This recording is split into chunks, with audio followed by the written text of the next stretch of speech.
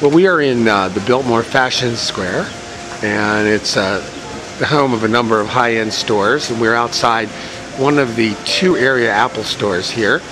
This is the prelude to what's coming next, which is my review of the Apple TV box, which they have on display here in the Apple store. A cool little window setting showing people in their living room with the lean back experience. If we can kind of move in a little bit closer, kind of show you them watching movies. And we're going to take a look inside, but we're not going to shoot any video inside the Apple store in respect to the company. And what will come next after this clip is a review of the Apple TV box.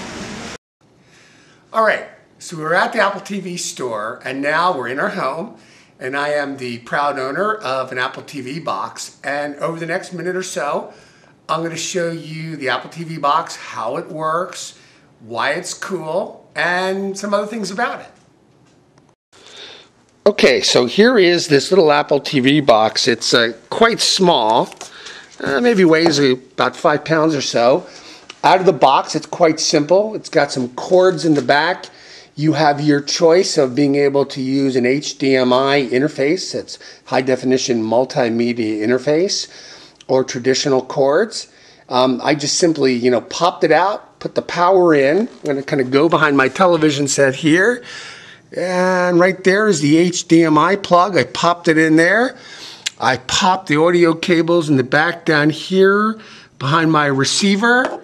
I've got this little remote here, and I was then good to go.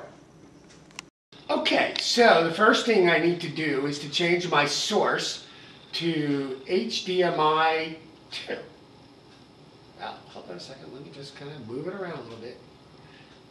Yeah, okay, a little bit too many things popped in here. So this is HDMI DVD 2, and it's searching for signals, and there it is. So that's the interface to the Apple TV box. I hit the menu button. I'm going to kind of scroll back. Those of you, and about everybody has an iPod. This is the main interface.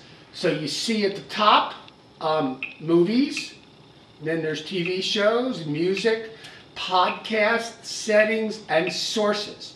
Now, one of the things that's missing that I kind of would have liked to have had would be the radio signals that you can get. There are internet radio stations and iTunes, which I'll show you when we get there. But let's just kind of look at a television show. So, of course, you click on the television show, and here is something that I bought from the iTunes store, American Gangster, the story of Freeway Ricky Ross. It's one that I've seen on my iPod, but now, through the miracles of the Apple TV box, I could probably watch it here again. Ricky Ross was a mythical character. He was the entrepreneur of... So, the picture is really good. One of the things that you'll notice is different programs look different on the TV set. Ones that I've recorded myself, maybe taken off of a DVD I've owned, don't look quite as good. Different TV network shows look different. The movies, let me kind of take a look at a movie, and you can see that some of them look pretty spectacular here. So the movie that's the best one to see is the one that won the Academy Award for, I think it was Best Short, called West Bank Story. I would say that it's maybe somewhere between VHS and DVD. Lower the sound here a bit. This is the credits, but let's kind of sit back a little bit and we can take a look at the picture itself as we zip backwards.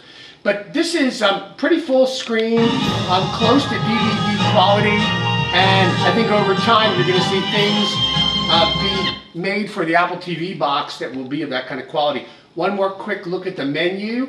Obviously the Apple TV box is more than just TV and movies. There's music, and you can see all the music that you have. There I've got, dating myself, Herb Alpert and the Tijuana Brass, the Lonely Bull. And of course, you can also listen to podcasts. So you can see the various podcasts that I have, and you also can have video podcasts on here as well. So it is more than just TV and movies. You can also listen to your music or anything else.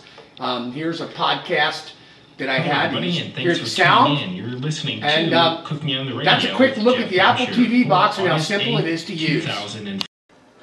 All right, once you have your Apple TV box out, you will get a code in the settings. And as you can see here, I called mine the Cool New TV.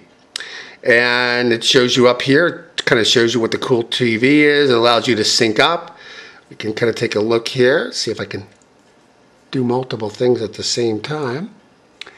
And those are the TV shows. You can see how you sync them up. Shows you all the different programs I have. It allows you to look at what you've watched, able to sync up. You're able to then obviously buy things in the iTunes store. So essentially, iTunes becomes kind of like the software part of the set-top box. If you think of the Apple TV box as a set-top box, there's all the music that allows you to sync your music. There's the podcasts. I don't have photos set up here, but you can certainly do that as well. You can then see the summary and see how much content you have on there, and you can see I've really barely made a dent on the 40 gig hard drive. Now, keep in mind, there's two functions that are performed. The Apple TV box has two parts to it. It has a hard drive that stores content that gets synced just as you would sync an iPod, and the other part is streamed.